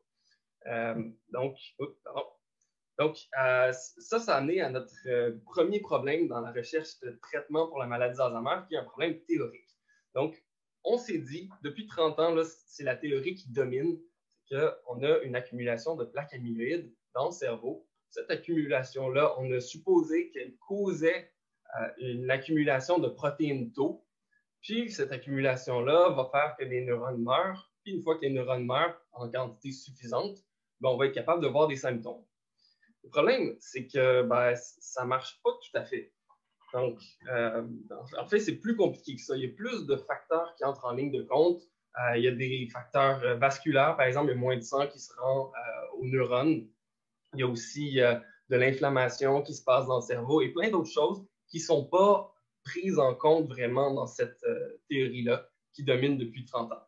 Puis, comme preuve assez probante, on a fait des études cliniques pour voir si on a un traitement qui va enlever les plaques amyloïdes, qu'est-ce que ça va donner. Et là, on a des personnes Alzheimer. Au début, c'est le même scan que ce que je vous ai montré à la diapo précédente. C'est de l'imagerie amyloïde. On voit avant, les personnes ont beaucoup de plaques amyloïdes. Et après un traitement qui enlève les plaques, effectivement, il y en a moins. Donc, ça fonctionne, sauf que ça n'a aucun effet sur les symptômes. Ça n'aide pas du tout les patients de recevoir ce traitement-là. Donc, ça nous montre que la relation de cause à effet ici, qui permet d'aller des plaques amyloïdes vers la perte de mémoire, ça ne marche pas vraiment. Même quand on les suit 2-3 ans, ça ne change rien. Puis ça mène aussi notre problème théorique à un autre problème qui est méthodologique. Vous savez, quand on développe un traitement, une thérapie chimique, on ne peut pas la tester directement chez l'humain malade. Il faut qu'on fasse un test sur des animaux ou alors sur des cellules qui sont suffisamment proches de l'humain. Généralement, en ce moment, on utilise les souris. Et la réalité, c'est qu'il n'y a pas de maladie d'Alzheimer sur la souris. Donc, il faut provoquer ou simuler la maladie d'Alzheimer. L'affaire, c'est qu'on va la simuler comment? On va utiliser des modifications génétiques qui vont faire que la protéine amyloïde et la protéine tau ne vont pas fonctionner correctement. Vont faire comme dans la maladie d'Alzheimer chez l'humain, vont s'accumuler. Sauf que ça, c'est ce qu'on a inclus dans notre théorie de la maladie d'Alzheimer. Mais ce n'est pas ce qui est la réelle maladie d'Alzheimer chez l'humain. Comme je vous disais tantôt, la maladie d'Alzheimer chez l'humain, c'est plus compliqué que juste l'amyloïde et tau. Donc, le problème, c'est qu'on a essayé de trouver des traitements pour guérir des souris dont on a causé une maladie qui est basée sur une théorie qui ne marche pas ou qui est incomplète. Donc, à à date, il y a des centaines de traitements qui ont été relativement efficaces, disons, chez la souris. On a guéri la maladie d'Alzheimer chez la souris des centaines de fois, mais ça n'a jamais fonctionné sur l'humain. Et c'est même possible qu'il y ait un médicament qu'on a essayé chez la souris qui n'ait pas fonctionné, mais qui aurait pu fonctionner chez l'humain. Donc, ça, c'est parce que ce qu'on appelle les modèles animaux, donc la simulation de la maladie d'Alzheimer chez la souris, ne marche pas super bien. Et un autre problème aussi qu'on a, ça émerge d'une observation qu'on a fait avec l'imagerie nucléaire dont je vous parlais tantôt. Donc, on voit à gauche ici une personne qui est Alzheimer. Ça, c'est clair, il y a une grosse accumulation d'amyloïdes. À droite, on voit une personne qui est normale. Elle n'a pas de problème cognitif, tout va bien. Au centre, on a aussi une personne qui est normale. Aucun problème cognitif. Tout va bien, sauf qu'elle a la même accumulation d'amyloïdes qu'une personne Alzheimer. Et ça, c'est le cas d'à peu près 20% des personnes âgées. Donc, ça nous a amené à théoriser que la protéine amyloïde s'accumule, elle fait du plaque à peu près 20 ans avant les premiers symptômes. Ça, ce que ça veut dire, c'est que la maladie d'Alzheimer, peut-être, commencerait vraiment longtemps avant les premiers symptômes. Est-ce que c'est vraiment l'amyloïde qui est en cause pour les problèmes cognitifs? Bien, ça, c'est une autre question. Mais en tout cas, ce que les chercheurs du domaine ont décidé de faire, ils se sont dit, il faut guérir l'Alzheimer chez les personnes normales, qui n'ont pas encore de symptômes. Parce que c'est assez tôt pour pouvoir intervenir, supposément. Donc, on va prévenir. Sauf que, ça mène à d'autres défis. Donc, on n'est pas capable de mesurer si un traitement fonctionne bien chez une personne alors qu'elle n'a pas de symptômes. Si notre seule mesure pour mesurer l'efficacité d'un traitement, c'est la cognition. Donc, si la cognition ne change pas après 2 ans, 3 ans d'avoir essayé un traitement, en fait, c'est juste parfaitement normal parce que, comme je vous disais, les plaques amyloïdes commencent à s'accumuler 20 ans avant les premiers symptômes. Donc, ça fait que si on veut le mesurer juste avec la mémoire, par exemple, il faut avoir des essais cliniques avec 10 000, 20 000 personnes, puis les tester pendant presque 5 ans. Donc, c'est un gros problème. Ça coûte excessivement cher par des essais cliniques comme ça. Donc, on ne va pas réussir à faire ça de sitôt. Puis en plus, il y a des traceurs comme des moyens de mesurer la progression de la maladie, supposément, qui sont avec amyloïdes et taux. Comme je vous ai montré, ils ont le même problème que tantôt. Donc, si on a une thérapie amyloïde, on ne peut pas vraiment voir si c'est efficace en regardant comment l'amyloïde, on l'a diminué. Parce que les traitements où on a cherché à diminuer l'amyloïde, c'est les personnes qui ont vraiment la maladie d'Alzheimer avec les problèmes cognitifs, ça n'a rien changé de l'enlever. Donc, il faut avoir une mesure qui est une conséquence de la maladie et qui est la cause ou une cause importante, disons, des problèmes cognitifs plus tard. Donc, il faut que ça prédise les problèmes de mémoire plus tard, mais en même temps, il faut que ce soit quelque chose qui est causé par le problème de la maladie d'Alzheimer. Donc, ça, c'est ce que moi j'étudie en fait. Donc, moi j'étudie une population de neurones qui est particulièrement vulnérable à la maladie d'Alzheimer. Donc, tous les neurones ne sont pas aussi vulnérables à la maladie d'Alzheimer. Il y en a qui peuvent être affectés beaucoup plus facilement. Et celle que j'étudie, au moment où on a les premiers symptômes de la maladie d'Alzheimer, on a presque la moitié de ces neurones-là qui sont déjà morts. Donc, c'est une région qui est très fortement affectée très tôt, puis qui est utile pour l'attention et pour la mémoire aussi. Donc, moi, cette région-là, je l'étudie avec de l'imagerie nucléaire, puis je suis capable de mesurer comment ce système-là, comment ce groupe de neurones-là est capable de fonctionner. Et j'espère que peut-être ça pourrait permettre de mesurer la progression de la maladie d'Alzheimer. Donc, je l'essaye chez des personnes qui n'ont pas encore de symptômes, puis des personnes qui commencent à avoir des symptômes de la maladie d'Alzheimer. Sauf que je n'ai pas encore de résultats à vous montrer là-dessus, peut-être pour une prochaine fois. Sinon, pour résumer tout ce que je vous ai montré, on a 3 gros problèmes à résoudre pour réussir à rechercher efficacement un traitement pour la maladie d'Alzheimer. Premièrement, notre théorie est incomplète. Elle est vraiment trop simpliste. La réalité est beaucoup plus complexe que que ce qu'on utilise pour l'instant. Puis c'est moins des relations de cause à effet que ce qu'on pensait au départ. Donc, probablement qu'il va falloir plus qu'un seul traitement pour réussir à vraiment guérir la maladie d'Alzheimer. Probablement qu'il va falloir s'attaquer à plusieurs choses en même temps. Un peu comme, par exemple, le VIH, où on doit avoir une trithérapie. Il faut qu'on s'attaque à 3 choses. On a 3 médicaments en même temps. Peut-être que c'est la même chose qu'il va falloir pour la maladie d'Alzheimer éventuellement. Mais on n'est vraiment pas là. Deuxième chose à régler, il va falloir avoir des meilleures méthodes pour tester des traitements parce que celles qu'on a actuellement, elles sont défaillantes, elles sont basées sur notre théorie incomplète et elles ne sont pas représentatives de la maladie d'Alzheimer chez des humains. Et en troisième lieu, c'est celui sur lequel je travaille. Il va falloir être capable de mesurer la progression de la maladie d'Alzheimer sans devoir dépendre uniquement des problèmes cognitifs. Parce que la maladie d'Alzheimer, ça commence vraiment plus tôt que ça. Il faut avoir une meilleure sensibilité, être capable de le voir plus tôt, plus facilement. Et je conclurai en disant que tout ce qu'on peut faire à ce jour, c'est de la prévention. Donc, ça rentre, c'est le seul bout qui est un peu plus au niveau de la santé mentale. Donc, si vous êtes bien actif physiquement, si vous avez une alimentation saine, si vous restez actif et active intellectuellement, socialement, si vous avez des bonnes habitudes de sommeil, vous réduisez les chances de développer la maladie d'Alzheimer ou alors vous la développerez peut-être un peu plus tard que les autres. Donc, puis en prime, vous allez avoir une meilleure santé mentale probablement. Donc, ça, c'est tout ce que je peux vous recommander de faire. Et avec un peu de chance, si moi je fais ça, peut-être qu'avant mes vieux jours, on va avoir un traitement pour la maladie d'Alzheimer avant que je sois dans cette population vulnérable. Merci. Merci beaucoup, Étienne, pour cette belle présentation. Et je vais laisser la parole à Charlie pour les questions. Allez-y, levez vos petites mains. Oui, Marie-Joëlle, j'ai vu en premier. Oui, c'est vraiment intéressant, Étienne. Je me demandais, dans le fond, en ce moment, c'est ça, le traitement pour la maladie d'Alzheimer, c'est vraiment un traitement qui vise donc à réduire les plaques amyloïdes, puis qui cible la protéine tau. Il n'y a pas d'autres traitements. En fait, on n'a pas de traitement qui a été approuvé pour affecter la progression de la maladie d'Alzheimer. Donc, les traitements que je vous ai montrés qui vont affecter la protéine amyloïde, même les traitements qui ont été testés pour la protéine tau, ils ne vont pas affecter la progression de la maladie, ça ne marche pas en fait.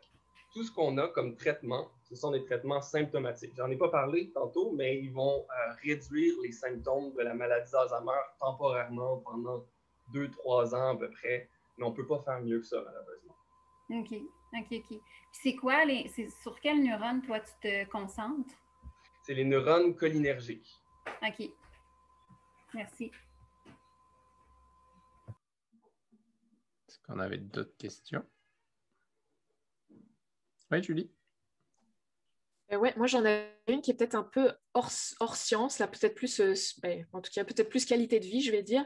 Mais tu disais tout à l'heure qu'il y a un type d'imagerie dont je me souviens plus le nom qui permet donc de voir l'accumulation des plaques amyloïdes bien longtemps avant les premiers symptômes de perte cognitive finalement.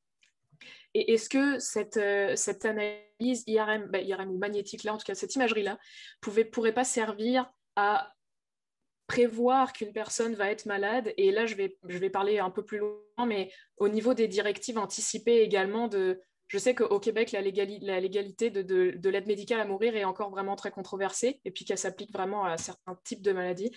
Mais est-ce que ça pourrait pas être une piste pour justement savoir qu'une personne va être malade, et cette personne, sachant ça, peut établir ses directives anticipées bien avant les premiers symptômes de perte cognitive qui finalement sont le problème qui fait, en tout cas de mon expérience en France, que c'est pas possible d'avoir accès à cette aide médicale à mourir quand tu es trop atteint de cette maladie d'Alzheimer-là? Il y a quand même plusieurs problèmes. Premièrement, il y a un problème éthique de est-ce qu'on a le droit de déclarer à une personne qu'elle a un problème alors que concrètement, elle n'a rien. Elle sent aucune différence au niveau cognitif. Ça, on ne peut pas vraiment le faire. En tout cas, dans les projets de recherche, on ne peut même pas le faire. Un deuxième problème, c'est que, en fait, ce n'est pas l'imagerie à résonance magnétique qu'on fait pour les protéines amyloïdes, c'est la tomographie par émission de positrons. Donc, c'est de l'imagerie nucléaire. Il faut faire une injection d'un produit qui va venir tracer une molécule dans le cerveau. Et on peut faire ça pour n'importe quelle molécule. on peut développer un traceur qui va tracer n'importe quoi. Il y en a qui tracent, par exemple, le glucose. Donc, le glucose, ça se trouve partout dans le corps. Donc, on peut faire ça pour plein de choses, mais le problème, c'est que ça coûte super cher. Ça coûte 2500 $, 3000 $ par scan. Donc, ce n'est pas quelque chose qu'on peut faire massivement pour de la prévention. C'est absolument infaisable, malheureusement. Et sinon, pour l'aide médicale à mourir, tout ce que je pourrais voir, c'est si tu as des facteurs de risque, peut-être qu'il pourrait y avoir une clause de consentement à l'aide médicale à mourir si plus tard, on n'était pas en mesure de donner notre consentement à cause de fonctions cognitives trop altérées. Ça, pour moi, ça aurait du sens. Mais sinon, on pourrait vraiment pas aller plus loin parce que, en fait, on parle aussi de personnes âgées, il ne faut pas oublier. Donc, une personne qui a déjà 75 ans, qu'on voit qu'il y a une accumulation significative de plaques amyloïdes, peut-être que ça va prendre 15 ans avant qu'elle ait ses premiers symptômes. 15 ans, c'est long. Puis, une personne de 75 ans, pour une personne de 75 ans, son espérance de vie, si je ne me trompe pas, c'est entre 5 et 8 ans, il me semble. Donc, est-ce que ça vaut la peine d'annoncer une mauvaise nouvelle comme ça qui peut avoir un impact sur le bien-être psychologique, définitivement, puis sur la qualité de vie? Je pense que ce serait vraiment pas une bonne idée, en fait. Ça ne vaudrait pas la peine. OK, merci beaucoup. On aura le temps pour une dernière question avec Alexis. Oui, merci pour la présentation, Étienne. Moi, je me demandais, d'un point de vue plus début de recherche, comme tu as dit que les plaques sont présentes chez des gens qui n'ont pas des symptômes, puis qu'enlever les plaques, ça ne change rien. Est-ce que, dans le fond, on pourrait imaginer que les plaques ont déjà fait un mal, en fait, quand on les enlève, puis c'est pour ça qu'il n'y a pas d'effet? Si ce n'est pas les principaux coupables dans la maladie d'Alzheimer. Il y a vraiment plusieurs hypothèses. Il y en a qui pensent que les plaques, ça pourrait être juste un épiphénomène, donc une réaction du système à un problème, mais ce n'est pas nécessairement ça qui va provoquer le problème. Puis ça, on n'est pas capable de prouver le contraire pour l'instant. Et c'est ça, il y a plusieurs possibilités du rôle des plaques amyloïdes. En fait, ils vont favoriser d'autres choses comme de l'inflammation, comme les problèmes avec la protéine tau. Sauf que ce qu'on sait maintenant, c'est que la protéine tau est capable de se maintenir par elle-même, est capable de se multiplier par elle-même, puis faire des problèmes sans avoir l'aide des plaques amyloïdes. Donc, on n'a pas vraiment besoin de l'amyloïde, en tout cas de ce que je comprends, là, pour la progression de la maladie, une fois qu'on a atteint un certain stade, effectivement. Sinon, j'ai vu dans le chat quelqu'un qui dit qu'il y a un dépistage génétique. Alain Fleury. Oui, il y a un dépistage génétique. Il y a un gène qui multiplie à peu près par 6 si on a une copie, puis par, il me semble, c'est 12 le risque de développer la maladie d'Alzheimer. Mais c'est une question de risque. C'est pas aussi clair que si on fait de l'imagerie amyloïde, par exemple. Exactement, le mot de la fin. Et encore un très très grand merci à nos 4 présentateurs ce soir qui ont fait de super présentations. Un petit mot rapidement, Alexis va mettre dans le chat le lien pour le formulaire d'appréciation. Donc si vous pouvez prendre 2-3 minutes pour remplir ça, ça nous permet d'essayer d'améliorer nos événements à chaque fois. Merci beaucoup à tous pour votre présence. Je vais remercier encore une fois pour cet événement le RECMUS et la FMSS qui sont nos partenaires. Et j'espère vous revoir à notre prochain événement qui est le 26 mai, si je ne me trompe pas, qui est notre 7 à 9 environnement. Et également, ce vendredi, vous allez pouvoir retrouver sur nos plateformes de streaming, donc YouTube, etc., toutes les plateformes en fait, de streaming, notre nouvel épisode du podcast La tête à Papineau. Et encore une fois, un grand merci pour être venus aussi nombreux ce soir, puis pour avoir écouté ces super présentations. Merci beaucoup. Merci à vous et ceux qui veulent rester pour discuter avec les chercheurs et étudiants-chercheurs, on vous invite à joindre la conversation.